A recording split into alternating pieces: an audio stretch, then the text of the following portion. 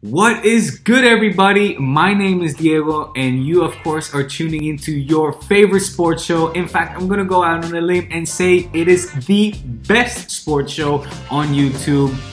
This is D-Spot. Blowing up the spot just like an afro. D-Spot, of course, is the best place for all of your La Liga coverage and news on all the international NBA players. You, the viewer, of course, is who makes this show great because it are your comments and your questions that are the fuel to keep this show up and running and even possible. That is why I want to thank you guys for viewing and especially for contributing to the debate by submitting your questions. The show today is guaranteed to spark some controversy, whereas others might agree with my points. The one thing it will do for sure is that it will be entertaining. So I'm ready to jump right into the deep end, guys. Stay tuned, it's gonna be fun. Let's do this! Last episode left some people with wanting more, so it is today that we will focus the entire episode on the topic of GOATs.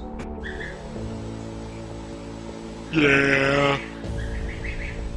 No, not the animal, of course. It will be focused solely on the greatest athletes of all time. Thank you to my friend Philip, who brought up the very interesting point that if we're going to have a GOAT debate, we should distinguish between individual achievements and team achievements. Now, I thought that was an excellent point made by Phil and one I wanted to jump on and delve into deeper. Of course, there are plentiful arguments to be made to support either side of the argument. As always, there are two sides to a coin. However, I did some digging on this. I did some extensive research and read a whole bunch of theses and reports, most of which held with higher regard the achievement made in individual sports. To summarize the argument, they mainly discuss the fact that you as an athlete are competing solely by yourself. So therefore it is you and just you who are held accountable for your wins and your losses. They also discuss the fact that it is a test of one's character as to how successful you are as an individual athlete. You of course can't rely on any teammates to give you that extra motivational push on a day off, whether it be in practice or in game days. And yes, you might have a coach who is by your side on practice days, but when it comes to game time, it is only you out there and only you that can either fail or succeed. Obviously, it is unimaginable for us to picture, say, Roger Federer hand off his racket so that somebody else could serve for match ball. You want to try it?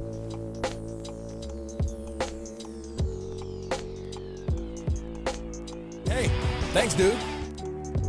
The fact that you have to not only be in optimal physical but also mental shape in order to become the greatest is certainly a very convincing argument. And for many of you, I have learned it is the definitive argument. Many of these papers discuss the fact that in team sports, athletes don't necessarily need to be in physical or mental shape and still reach the highest level in sports.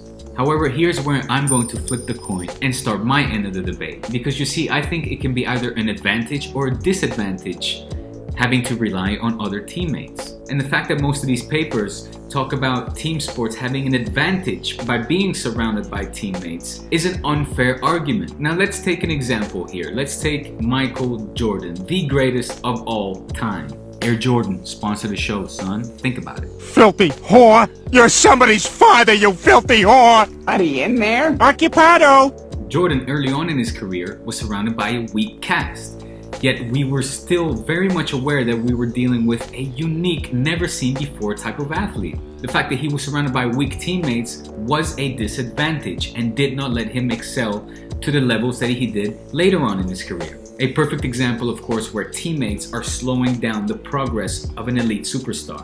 Because as we all know, Air Jordan's legacy was truly cemented once he started winning chips. Now, do I need to remind you what Doug Collins' tactics was to beat his opponents during the time that he was coaching MJ? He literally said, get the ball, Michael, everybody get the out of the way, go to the basket. But let's be honest, even the Zen master himself, Phil Jackson, adopted the exact same tactic to beat many of his opponents the time that he was coaching MJ. How many times did we not see Michael Jordan take charge, on both the defensive end and the offensive end, which he was more credited for. And let's not forget Larry Legend Bird, his own comments after his Boston Celtics played the Chicago Bulls and MJ dropped a record 63 points in the Boston Garden. I know we started Dennis Johnson out on him, and then we went with Danny Ainge, myself, which it was really easy then when I started guarding him. Then Bill Walton, and we was trying to run him to help all the time, but he had his outside shot going so well that he really didn't need to penetrate that much. Got it. 63 for Jordan. After the game, he was quoted, he just saw God himself disguised as Michael Jordan. Now, the people at the time talk about MJ being the GOAT. They did. However, he would always come out on the losing end saying that he was a great scorer, but he didn't win any championships. But the fact that one player and one player alone can demand such respect and dominate a game on so many aspects is beyond impressive. Now, yes, of course, eventually he relied on Hall of Famer Scottie Pippen and other All-Stars to finally start winning those championships. I mean, we are talking about a team sport where a strategy of one versus the rest can never bring you long-term success. Never. LeBron James knew that, which is why he packed his bags and went to Miami. He had just finished bringing the Cavs to the finals, all by himself.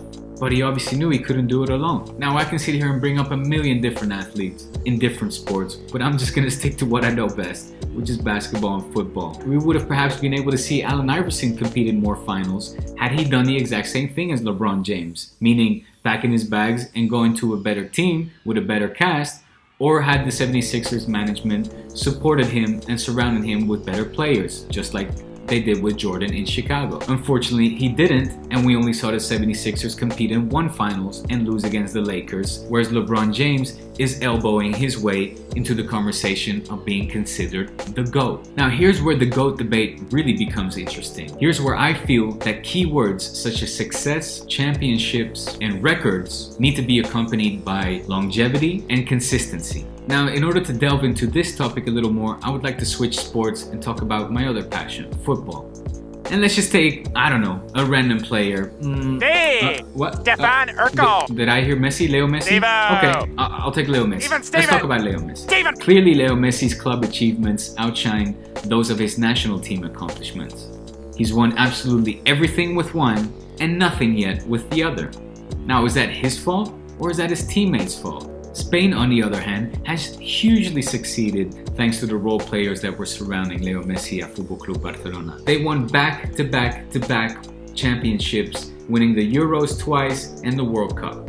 Doesn't that go to show, in order to have any type of longevity and success in team sport, you need to be surrounded by top athletes? I mean, you can't really expect one player to take on an entire team throughout his entire career. Or can you?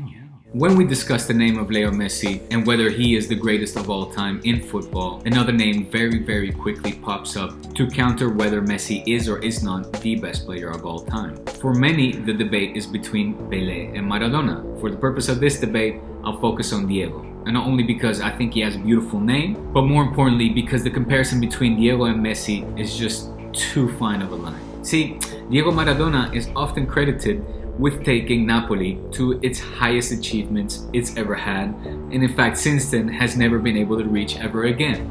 He's also credited with taking Argentina to the '86 finals and winning it all by himself. And for Leo Messi, this is his biggest obstacle for being considered the greatest of all time. When Messi comes in the debate, the other side will quickly argue the fact that he is surrounded by the world's best, and when he isn't, like when he plays for Argentina, he doesn't reach those levels. He might reach the finals, but he doesn't win the finals, like we saw with LeBron and the Cavs and Allen Iverson with the 76ers. Great, unique players, but not reaching the level of success that is expected of them. Diego Maradona, on the other hand, went to Napoli and won a couple of league titles there and other domestic titles, and as mentioned previously, won the World Cup for Argentina. However, let me remind you the keywords that I threw out just a little while ago: longevity and consistency. When we compare Messi when he debuted, he had just turned 17, to today, the age of nearly 30, and we compare that to Diego Maradona when he debuted, the age of 15, to his entire footballing career, we quickly see that Leo Messi has surpassed Diego Maradona in his achievements. He's won many more league titles than Diego ever did. He has won Champions Leagues, of which Diego has won 0. And let's not forget that the level of competition and athleticism in the Champions League today is a far higher standard than the level of football we had in 1986. We can all agree on that, right? Messi has also won a handful of Ballon d'Oros, and I'm not even getting into the amount of goals that he scored because it will leave Diego Maradona look embarrassingly little. And he's only 30, guys. There are no signs that Leo Messi is slowing down anytime soon. So is the comparison really fair? Do we really need to see a Leo Messi on, say, a Villarreal or a Valencia side and take them to heights never before seen so that we can really have a discussion about whether or not Leo Messi should be considered the greatest of all time? I mean, how often do you not find yourself screaming at the screen? ¡La puta que me parió! ¡Sos un hijo de puta, Román! ¡Me diste una! ¡Deja patear! ¡Deja patear! ¡La concha de tu madre! ¡Deja patear! ¡Cada venganza que me parió! And in the end, having to rely on the brilliance of Leo Messi to rescue the entire team.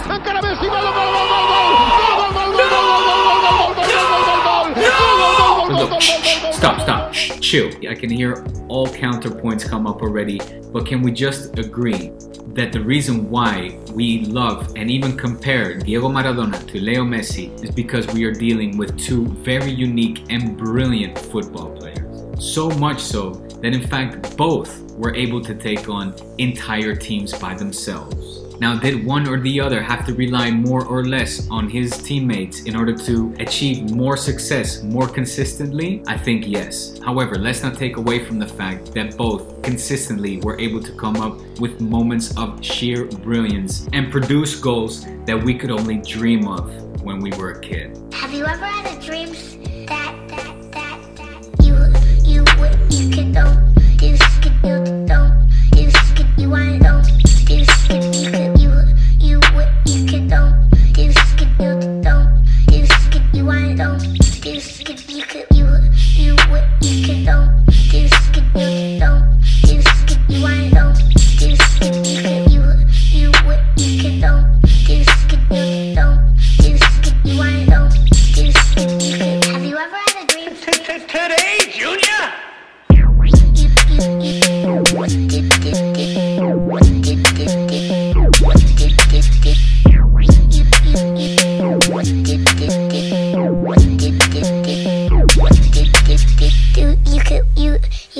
You want him to do you so much you could do anything?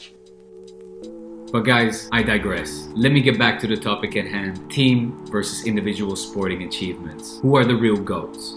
Whether on a team or being an individual athlete, the reason why you enter into the topic of being considered a GOAT is because you are successful, you win championships for a long period of time, and keep up that high level of play consistently, week in, week out, from tournament to the next. And for me, quite honestly, it is very hard to take a definitive standpoint on this topic. As I mentioned in my previous podcast, I do not know anyone who has done it as long and as well as Serena Williams.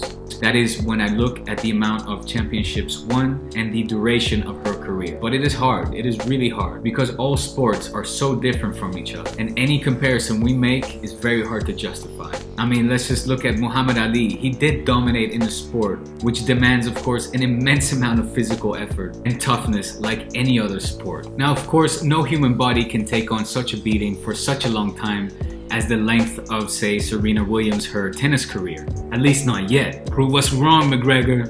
But what I will say is that team sporting achievements are way better than individual sporting achievements. And that is how I end this debate. Let me know your thoughts. What do you guys think in general? Just give me some of your feedback. I'm very curious. I don't know how to settle this one.